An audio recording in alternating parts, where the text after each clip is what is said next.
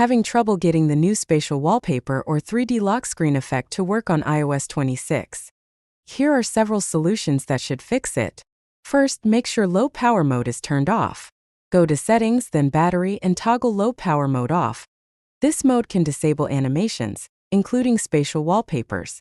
Next, go to Settings, then Wallpaper, open your lock screen wallpaper, and toggle the spatial scene option off and back on. Wait a few seconds to reactivate it. If that doesn't work, try a force restart.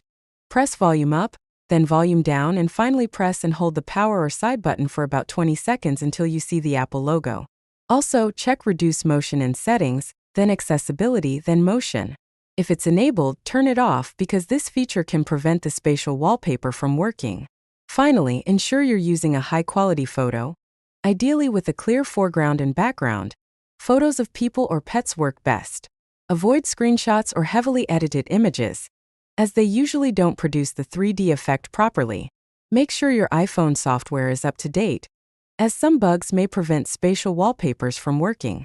Follow these steps and your 3D lock screen effect should be back in action. If this helped, hit like, share your favorite spatial wallpaper in the comments, and subscribe for more iOS 26 tips.